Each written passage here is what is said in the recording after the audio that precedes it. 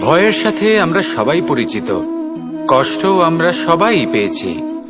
কখনো কখনো আমরা অসুস্থ হয়ে পড়ি, আর এমন সময় হলে মাতার মমতা, কখনো বাবার স্নেহ, কখনো বন্ধুদের পাশে থাকার অনুভূতি আমাদের রোগ নিরাময়ে সাহায্য করে। কখনো যদি আমরা নিরাশ হয়ে পড়ি, তখন যদি আমাদের কোনো আপনজন আমাদের দুটো ভালো কথা বলে, তখন আমাদের মনোবল বেড়ে যায়। ঠিক তেমন সংসারের এই রঙ্গমঞ্চে যদি আপনি পীড়িত অনুভব করেন,